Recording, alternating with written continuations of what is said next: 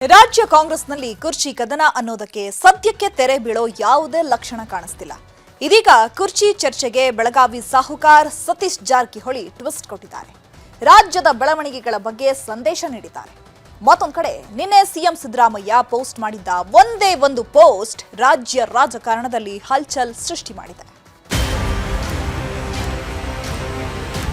ಒಂದು ಬದಲಾವಣೆಯನ್ನ ಬೇಕು. ನಮ್ಮಲ್ಲಿ ಪಟ್ಟಾಬದ್ಧ ಶಕ್ತಿಗಳು ಒಂದು ಗುಂಪು ಆ ಗುಂಪನ್ನು ಬದಲಾವಣೆ ಅದು ಯಾವ ರೀತಿ ಆಶೆ ಅದನ್ನ ಹೇಳಿದ್ವಿ. ಅವ್ರಿಗೆ ಬಾಯಿಗೆ ಏನಾದ್ರು ಬೀಗ ಹಾಕೊಂಡಿದ್ರೆ ಒಳ್ಳೆಯದು. ಎಲ್ಲ ಇಕ್ಬಾಲು ಹೇಳ್ತಾ ಇದ್ದಾರೆ. ರಾಜ್ಯದಲ್ಲಿ ಬಜೆಟ್ ಅಧಿವೇಶನ ಸಮೀಪಿಸುತ್ತಿದೆ. ಯಾರಿಗೇನ್ ಕೊಡಬೇಕು, ಅನುದಾನ, ಅಭಿವೃದ್ಧಿ ಅಂತ ಸಿಎಂ ಸಿದ್ದರಾಮಯ್ಯ ತಲೆ ಕೆಡಿಸಿಕೊಂಡಿದ್ದಾರೆ. ಆದ್ರೆ ಇತ್ತ ಕುರ್ಚಿ ಕದನ ತೀವ್ರಗೊಂಡಿದೆ. ಹೈಕಮಾಂಡ್ ಎಷ್ಟೇ ಹೇಳಿದ್ರು, ಸಿದ್ದರಾಮಯ್ಯ ಡಿಕೆಶಿ ಎಷ್ಟೇ ಎಚ್ಚರಿಕೆ ನೀಡಿದ್ರು, ಆಪ್ತರು ಮಾತ್ರ ಡೋಂಟ್ ಕೇರ್. ಸಚಿವ ಸತೀಶ್ ಜಾರಕಿಹೊಳಿ ಹಾಗೂ ಮಾಜಿ ಸಚಿವ ಕೆಎನ್ ರಾಜಣ್ಣ ಜೊತೆಗೆ ಶಾಸಕ ಕೋನರೆಡ್ಡಿ ದಿಲ್ಲಿಗೆ ತೆರಳಿ ಹೈಕಮಾಂಡ್ ಭೇಟಿ ಮಾಡಿ ಬಂದಿದ್ದಾರೆ. ಈ ವಿಚಾರ ಈಗ ರಾಜ್ಯ ರಾಜಕೀಯದಲ್ಲಿ ಹಲ್ಚಲ್ ಸೃಷ್ಟಿ ಮಾಡಿದೆ. ಮತ್ತೊಂದೆಡೆ ಸಿಎಂ ಸಿದ್ದರಾಮಯ್ಯ ಟ್ವೀಟ್ ಮೂಲಕ ಸಮುದಾಯ ಅಸ್ತ್ರ ಪ್ರಯೋಗಿಸಿದ್ದು ನಾಯಕತ್ವ ಬದಲಾವಣೆ ವಿಚಾರಕ್ಕೆ ರಂಗು ನೀಡಿದೆ.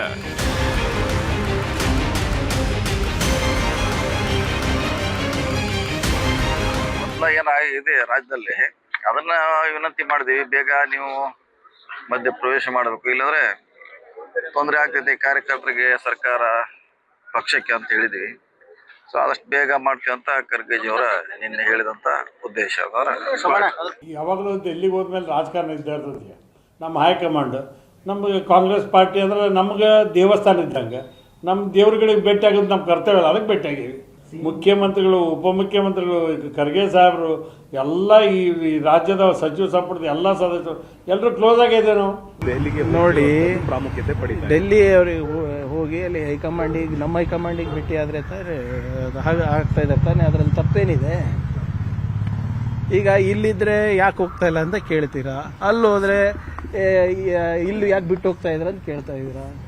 And anybody and everybody is free to go meet our high command ಅಲ್ವಾ?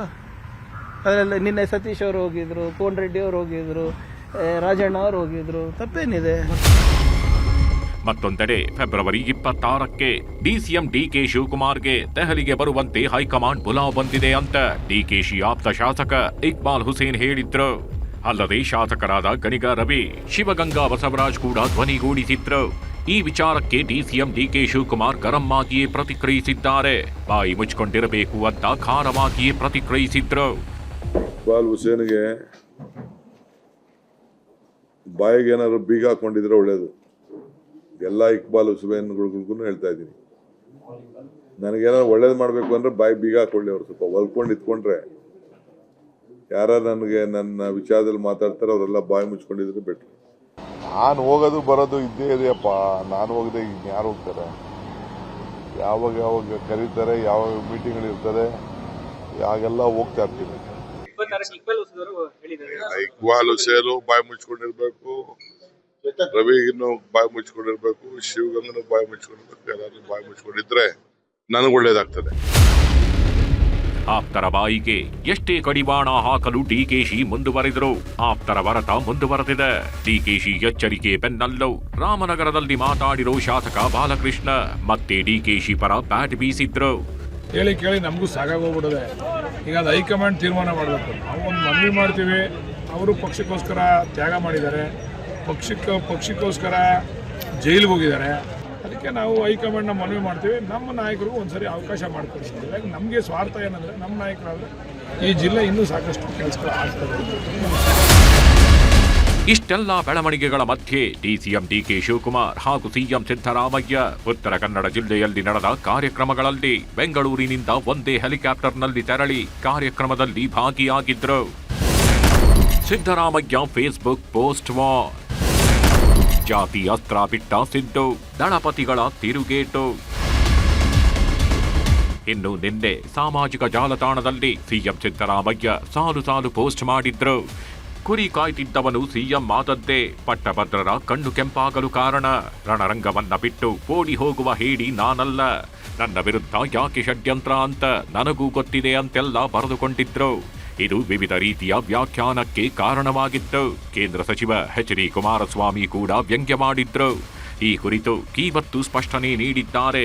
ಜೆಡಿಎಸ್ ವಿರುದ್ಧ ಗುಟುರು ಹಾಕಿದ್ದಾರೆ. ಜೆಡಿಎಸ್ನಲ್ಲಿ ದೇವೇಗೌಡ, ಕುಮಾರಸ್ವಾಮಿ ಬಿಟ್ರೆ ಒಕ್ಕಲಿಗರಾಗಲಿ ದಲಿತರಾಗಲಿ ಸಿಎಂ ಆಗೋದು ಕಾಂಗ್ರೆಸ್ ಪಕ್ಷದಲ್ಲಿ ಮಾತ್ರ ಸಾಧ್ಯ. ನನ್ನ ಲೇಖನದ ಬಗ್ಗೆ ಕೇಂದ್ರ ಸಚಿವ ಎಚ್.ಡಿ. ಕುಮಾರಸ್ವಾಮಿ ಮಾತಾಡಿದ್ದಾರೆ. ಇದು ನನಗೇನು ಆಶ್ಚರ್ಯವಾಗಿಲ್ಲ. ಕುಮಾರಸ್ವಾಮಿ ಮತ್ತೆ ಅವರ ಪೂಜ್ಯ ತಂದೆಯವರಾದ ಎಚ್.ಡಿ. ದೇವೇಗೌಡರು ಖಂಡಿತ ಜಾತಿವಾದಿಗಳಲ್ಲ. ಅವರು ಸ್ವಜಾತಿ ವಿರೋಧಿಗಳು. ಅದಕ್ಕಿಂತಲೂ ಮುಖ್ಯವಾಗಿ ಕುಟುಂಬವಾದಿಗಳು. ಇವರಿಗೆ ತಮ್ಮ ಜಾತಿ ಒಂದು ವೋಟ್ ಬ್ಯಾಂಕ್ ಅಷ್ಟೇ. ಸ್ವಜಾತಿ ನಾಯಕರು ಕೂಡ ಬೆಳೆಯದಂತೆ ಒಬ್ಬೊಬ್ಬರನ್ನೇ ಮುಗಿಸ್ತಾ ಬಂದವರು. ಹೀಗಂತ ಜೆಡಿಎಸ್ ನಾಯಕರ ವಿರುದ್ಧ ಗುಟುರು ಹಾಕಿದ್ದಾರೆ. ಇನ್ನು ಸಿಎಂ ಪೋಸ್ಟ್ಗೆ ಎಕ್ಸ್ನಲ್ಲಿ ಪೋಸ್ಟ್ ಮಾಡುವ ಮೂಲಕ ಕೇಂದ್ರ ಸಚಿವ ಎಚ್.ಡಿ. ಕುಮಾರಸ್ವಾಮಿ ತಿರುಗೇಟು ಕೊಟ್ಟರು. ಸಿದ್ದರಾಮಯ್ಯನವರೇ, ನಾವು ಸುದ್ದಿ ಬಳಸಿ ಮಾತನಾಡಲ್ಲ, ನೇರವಾಗಿ ವಿಷಯಕ್ಕೆ ಬರ್ತೇನೆ. ಸಿದ್ದರಾಮಯ್ಯ ಕುರ್ಚಿಗಾಗಿ ಜಾತಿ ಎಳೆದು ತಂದಿದ್ದಾರೆ ಎಂದು ನಾನು ತಮಾಷೆಗೆ ಹೇಳಿದ್ದಲ್ಲ, ಸೀರಿಯಸ್ ಆಗಿ ಹೇಳಿದ್ದೇನೆ. ಸಾಮಾಜಿಕ ನ್ಯಾಯದ ಸೋಗುಕಾರ, ಸಾಮಾಜಿಕ ನ್ಯಾಯದ ಸಂಹಾರಿ ನೀವು. ಸ್ವಜಾತಿ ಕುಟುಂಬ ಎಂದು ದೇವೇಗೌಡರು ಆವತ್ತೇ ಭಾವಿಸಿದ್ದಿದ್ರೆ ನೀವು ಹಣಕಾಸು ಮಂತ್ರಿ ಆಗೋದಿರ್ಲಿ, ಅಟ್ಲೀಸ್ಟ್ ಒಂದು ನಿಗಮದ ಅಧ್ಯಕ್ಷಗಿರಿಯೂ ದಕ್ತಿರ್ಲಿಲ್ಲ. ಇಬ್ಬರ ನಡುವಿನ ಜಟಾಪಟಿಗೆ ಬಿಜೆಪಿಗರು ಎಂಟ್ರಿ ಆಗಿದ್ದಾರೆ. ಸಿಎಂ ಸಿದ್ದರಾಮಯ್ಯನವರ ವಿರುದ್ಧ ಮುಗಿಬಿದ್ದಿದ್ದಾರೆ. ಕಾಂಗ್ರೆಸ್ ಪಾರ್ಟಿ ಇವ್ರದ್ದು ಹೈಕಮಾಂಡ್ ಸಂಸ್ಕೃತಿ, ಕಮಾಂಡ್ ಹೋದ ನಂತರವೂ ಹೈಕಮಾಂಡ್ ಸಂಸ್ಕೃತಿ ಬಿಟ್ಟಿಲ್ಲ. ನಾನು ಸಿದ್ದರಾಮಯ್ಯನವ್ರ ಪರವಾಗಿ, ಡಿ ಕೆ ಶಿವಕುಮಾರ್ ಅವ್ರ ಪರವಾಗಿ ಅಂತ ಯಾರ ಬಗ್ಗೆನೂ ನಾನು ಮಾತಾಡ್ತಾ ಇಲ್ಲ.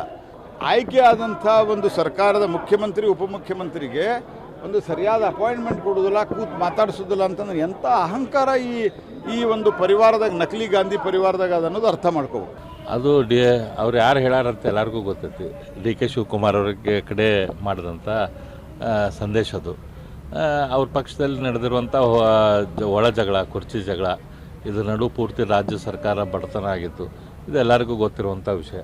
ಹಾಗಾಗಿ ಎಲ್ಲಿ ತನಕ ಈ ಕುರ್ಚಿ ಜಗಳ ಮುಗಿದಿಲ್ಲ, ಅಲ್ಲಿ ತನಕ ಈ ರಾಜ್ಯದ ಪರಿಸ್ಥಿತಿ ಇದೇ ರೀತಿನೇ ಇರ್ತದೆ. ಸಾಮಾಜಿಕ ನ್ಯಾಯ ಯಾರಪ್ಪನ ಮನೆ ಆಸ್ತಿ ಅಲ್ಲ. ಕಾಂಗ್ರೆಸ್ಸು ಕೂಡ ಸೋಷಿಯಲ್ ಜಸ್ಟಿಸ್ನ ವಿರುದ್ಧವೇ ಇದೆ. ಆವತ್ತಿಂದ ನೀವು ದಲಿತರನ್ನ ವಂಚನೆ ಮಾಡ್ಕೊಂಡೇ ಬರ್ತಾ ಇದ್ದೀರಿ. ಕಾಂಗ್ರೆಸ್ನ ನೀತಿ ಇದೆ, ಯಾಕೆ ಬಡವನು ಬಡವನಾಗೇ ಇದ್ರೆ ಕಾಂಗ್ರೆಸ್ ವೋಟ್ ಬ್ಯಾಂಕು ಇಂಟ್ಯಾಕ್ಟ್. ಕಣ್ಣಲ್ಲಿ ನೀರು ಹಾಕೊಂಡ್ರಲ್ಲ ಮಾನ್ಯ ಪರಮೇಶ್ವರ್ ಅವರು, ನನ್ನನ್ನು ಸೋಲಿಸ್ಬಿಟ್ರಿ, ನೀವು ಮುಖ್ಯಮಂತ್ರಿ ಆಗಬಹುದಾಗಿತ್ತು, ನನ್ನನ್ನು ಸೋಲಿಸ್ಬಿಟ್ರಿ, ಕತ್ತಿಸ್ಬಿಟ್ರಿ ಅಂತ ಹೇಳ್ತಾರಲ್ಲ, ಉತ್ತರ ಕೊಟ್ರ ನೀವು? ಕುರ್ಚಿ ಚರ್ಚೆಯ ಮಧ್ಯೆ ಸಿಎಂ ಸಿದ್ದರಾಮಯ್ಯನವರ ಪೋಸ್ಟ್ ಈಗ ಭಾರೀ ಚರ್ಚೆ ಸೃಷ್ಟಿ ಮಾಡಿದೆ. ನಾನು ಹೇಳಿದ್ದು ಜೆಡಿಎಸ್ಗೆ ಅಂತ ಹೇಳಿಕೊಂಡ್ರು. ರಾಜಕೀಯ ವಲಯದಲ್ಲಿ ಬೇರೆಯದ್ದೇ ಚರ್ಚೆಯಾಗ್ತಿದೆ. Bureau report, news 18.